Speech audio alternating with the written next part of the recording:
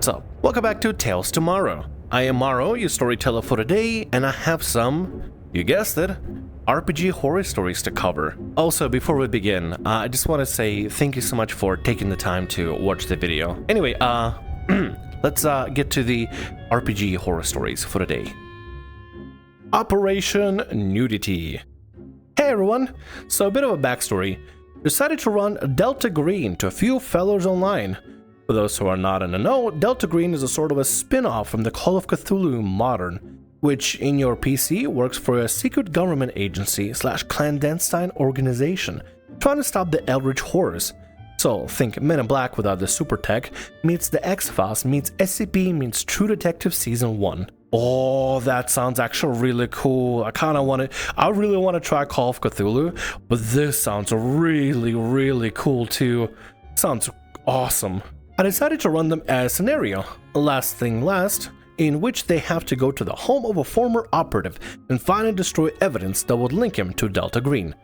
During the game, we had two major NPCs who would work as handlers, an old man with a no time for BS attitude, we'll call him Sam, and a young cowboy type called Texas. One of the PCs decided to antagonize Texas from the beginning, especially since he found out that Texas was profiling him to see if he would be a good potential recruit. Now bear in mind, Delta Green is a rather serious TTRPG, and I don't mind humor here and there, especially since the shit that agents end up witnessing will shatter their psyche. Upon hear a joke there, it's all good. During the mission, the guys were causing a bit of a ruckus on a dead man apartment, and neighbors started to knock on the door, wondering if there was anyone inside and threatening to call the police. Mind you, she had some light intel on the situation. The guys have badges, and I was expecting them to get creative with how they would handle this. Thing is, one of the players, we'll call him Robert, decided to strip almost naked, except for his underwear, open the door, and explain to the old woman that the dead guy was part of a nudist colony with him and some other guys, implying orgies and sex. I'm not saying don't go naked, but go naked for appropriate situations, not in the middle of a apartment hallway, I think that's what it is. The woman was horrified, and I let her say the piece of intel she knew, but the players are all saying to this one dude, "What the fuck, man?"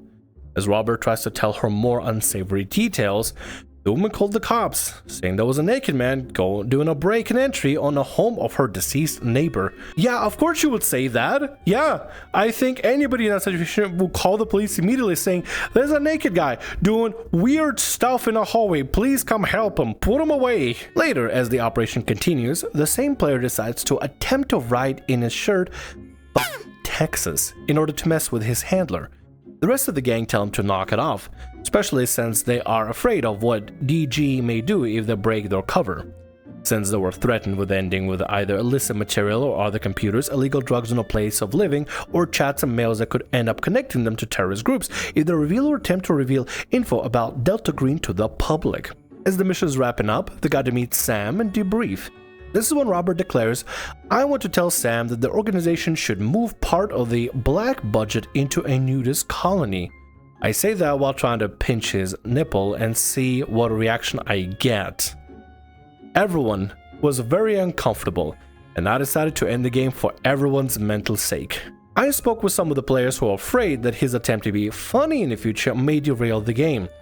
I spoke with the guy and he just wanted to riff a little bit, but then decided to amicably leave the group. It's not as bad as it could have been, but I feel very uncomfortable as a handler, GM name in the game. Humor is subjective, but it's also very important to read the room. I know on here I seem very reasonable inside, but I have my wild side. Remember how I said that I'm like really into like succubi women and anime succubi women? There's a lot more to that context. I have a wild side. I think most people have a wild side, but it's important to read the room and understand when it's okay to let yourself go loose and when it's okay to reserve yourself and be proper, right? I would never let my wild side come out of the TTRPG table and make everybody uncomfortable. I would never let that happen. I'd be cordial and respectful. And listen, the joke about being naked clearly didn't work and players were uncomfortable, so why you continue by pinching someone's nipple? I mean, not the worst story out there, but what the hell? DM makes my ranger OP, then punishes me for it. To preface, I'm fairly new to D&D and the time of this story. Before this, I had only played one campaign, which was amazing. DM and other players were also fun to play with, so I had no idea how to optimize a character. I joined this game through a D&D server meant for players and DMs to find each other. The DM described their campaign as an open sandbox world, and that a homebrew was not only okay but also encouraged. 3 other players decided to join. Enter Warlock, who is the other focus of the story, Rogue, and Barbarian. I decided I want to play a wolf folk ranger named Tenchi. To summarize my backstory as it's important to this story, they were the leader of a wolf pack that were captured by cultists. The cultists were turning them into humanoids to be servants, but I revolted and our pack killed most of the cultists before all the wolves had been transformed. This gave me my companion, a wolf named Icarus. The wolf folk then established a village and was attacked by the remaining vengeful cultists. Tenchi was almost killed instantly, being saved by the other village warriors. Feeling dishonored and having left his pack down, he resigned as a leader and left, Icarus following close behind. The DM seemed to love this, and in an odd decision not only let me have the companion, but upgraded Icarus to a dire wolf. He then told me that because the party counted as allies, Tenchi was originally a wolf, we both benefit from pack tactics. Pack tactics is a pretty powerful perk to have, and if a player has it, woof, that's all I can say for this story. The DM decided we were going to start at level 5 and rolled our stats for us so we wouldn't fudge our rolls. He assigned Tenchi absurd stats, nothing below 13, and the highest being an 18. According to the Wolffolk wiki I was looking at, I got a +1 to Dex and +1 to any of the choice. Told him if he wanted to re-roll to have more balanced stats, I wouldn't complain, but he said he wanted me to keep them. Since I was a ranger and all my stats were high, I assigned the 18 and a +2 to Dex, giving me a total of 20. I then worked through the normal character creation shit, and after adding up proficient modifiers and such, my attacks with the bow had a +11 to hit and +9 to damage.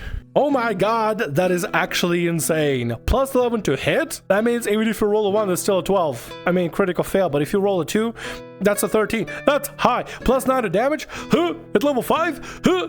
Hold on a sec. I asked again in my DM if he wanted to nerf my character in any way. And I'm not even a combat-focused person. I prefer role-playing aspect. He said no. Enter my first session. Our 4 adventures are dropped in a tavern, and immediately the warlock is killed, stabbed in the back and dead. No checks or death saves. No reasoning as to why this random person stabbed them either. Could have been a red flag, but it seemed like the DM had a plan for getting some plot started, so went with it. Tenchi, Barbarian, and Rogue killed the attacker very easily, ending combat in 1 round. But what about the Warlock player? What the heck? Dude, I would hate that start. Why not just have a random NPC die? Or maybe the tavern owner gets stabbed or something. Anybody. Why are you killing the player immediately? Did the player consent to it? We didn't even know the player even consented. Maybe the player didn't even know that was happening. Imagine the surprise of the player. It's like, oh yeah, okay, great. I get to start playing. I'm already dead. Okay, well thank you guys. I'll see you later. Barbarian then throws the warlock over their shoulder and will bring them to a local priest. The priest demands 5 gold from all of us to resurrect the warlock, and we happily paid. All of us were playing good characters. The priest does a short ritual. The warlock glows and then nothing. They don't resurrect. The priest claims that it must have something to do with a pact to the patron, knew the warlock somehow. We ask for our money back, but the priest says no and says we need a special fungus in a remote village to resurrect the warlock. Keep in mind, the warlock is a player and is just unable to do anything the entire time.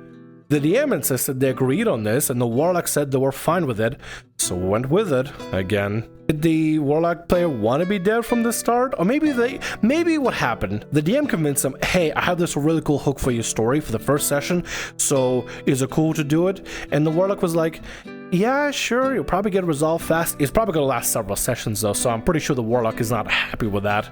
The warlock just said yes, but they didn't expect what kind of outcome that would happen. Dude, I would suck to be the one at the table, be like, yeah, my character is dead first session. I'm just waiting for everybody to come save me. I get to do nothing. I just sit here like a lamp. We get to the village and are greeted by dark elf shaman, killed by 2 guards. The DM made sure to emphasize that these guards look very intimidating and powerful, probably trying to keep us from doing what I decided to do later. The shaman claims to know why we're here, and says that they want the fungus, we need to do something for them. The shaman claims that they need special crystals to perform a vague ritual of protection, not specifying what the ritual was for. Where were the crystals? On the other side of the continent. Yeah, the shaman allows us in the village and says we can buy whatever we need for the trip. When the shaman and the guards walk off, we all immediately agree we are not doing that for some damn fungus. I decide to roll to see if I can find the fungus. The DM agrees. I succeed and find a tree covered in this purple fungus that has a haze of spores coming off of it. I then roll to see if I can grab it without any guards noticing me, and he again agrees. With my obnoxious dexterity and proficiency in stealth, I get over to the tree and grab the fungus. Roll 5d10 poison damage. Yep, the fungus is poisonous. For some reason, despite being used for resurrection. Neither the priest nor the shaman mention this, but fine. I take around 30 damage and survive. Again, thanks to the obnoxious con stat the DM rolled for me. The fungus creeps up Tenchi's arm, coiling around it, and down his chest, binding to him, and he falls unconscious for 10 minutes before awakening. This fungus will kill him in 7 days if he doesn't get the crystal and perform the ritual. It will also infect anyone Tenchi touches now. No saves. It sounds like a pretty interesting concept for something, right? Maybe like later down the line, but this is session 1, mind you. Session 1. They have to get a fungus to just resurrect the warlock by going to village and then across the realm to the whole other zip code for a crystal to go back across the realm to the village to get the fungus to then get back to the cleric.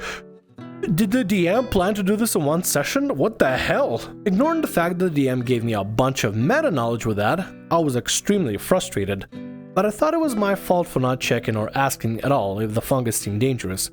Even then though, it seemed like he was just killing my character for a small mistake. 7 days to cross the continent? That's not possible. I told him this and he just said, figure it out.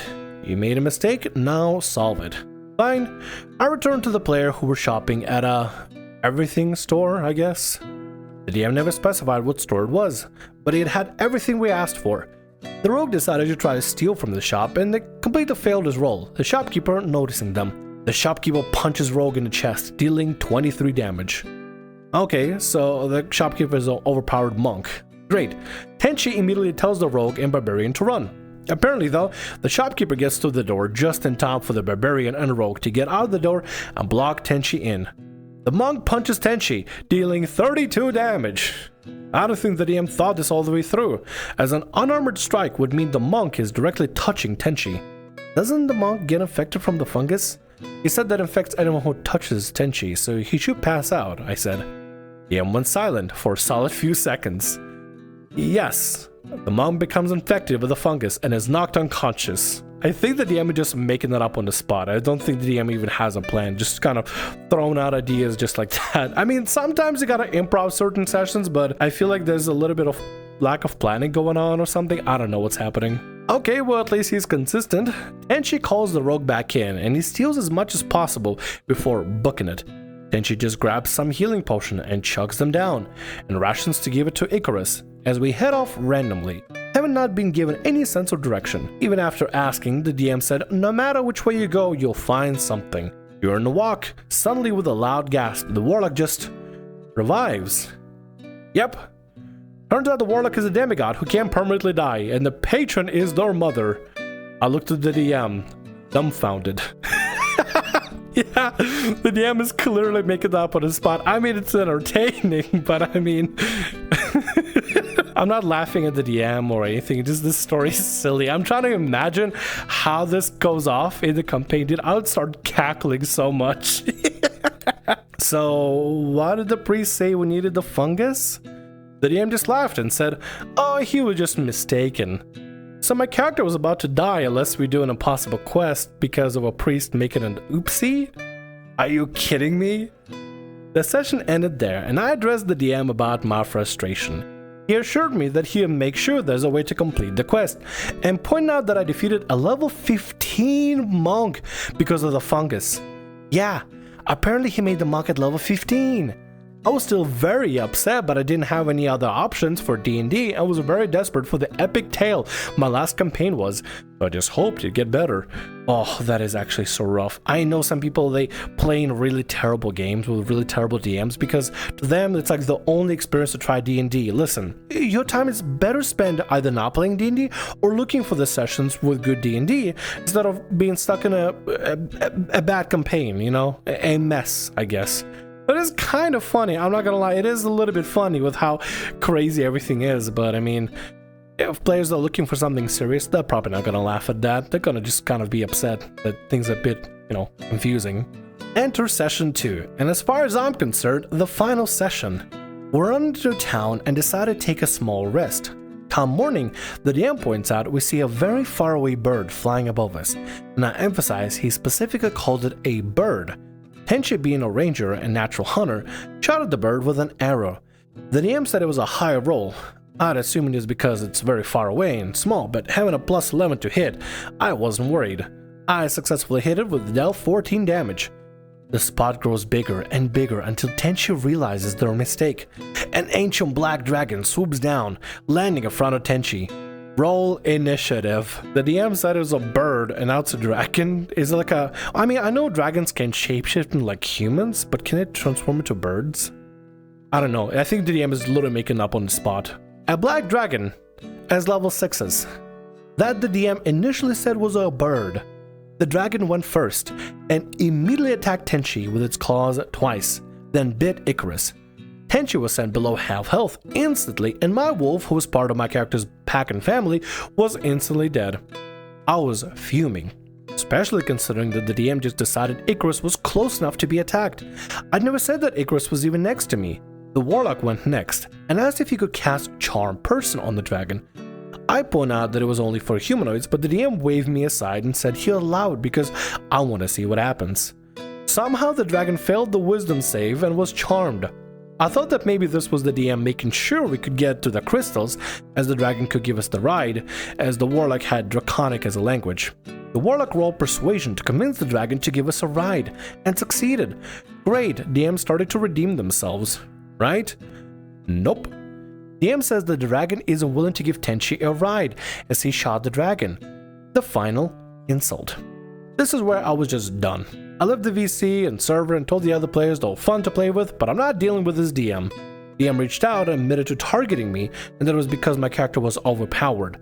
I reminded him that he was the one who kept giving my characters a bunch of benefits I didn't ask for, and that I asked him many times if he was okay with my character. He just kept trying to push the blame on me, until I stopped responding. It really was a shame.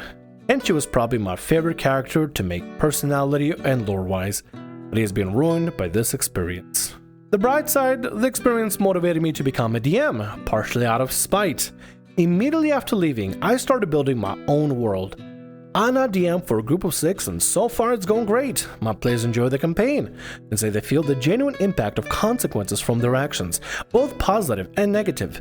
We often go over the scheduled time, some from other time zones staying up until 2 in the morning just to continue playing. It's been so fun, and in a way I'm glad to have such a horrible DM. Thanks for reading. It's a horror story that turned out into literally a glory story. This is probably the best outcome. Whenever you have a bad DM that ruins the experience, the one thing to do is first to learn from the experience, and then find a way to move forward, like look out for red flags and seeing what's bad and know part of games early on so that you don't have to deal with this later. Or do what this OP did and get inspired out of spite. I know, I get it, yeah, happens, but I mean, out of spite, becoming a DM and having a fun campaign with 6 players that everybody enjoys. I mean, that is the best outcome to have, to be honest. That is such a lovely outcome to have. Good on you, OP, and hope your games are going well. And with that, that's going to be all our stories for today. I want to thank you very much for watching, and thanks so much for being here. If you like what I do, consider subscribing to the channel and leaving a like. Also, if the RPG Horror Stories ever goes down, or if you want to submit your own personalized horror story, email is down in the description below. I'll see you again in more Tales Tomorrow. Bye-bye.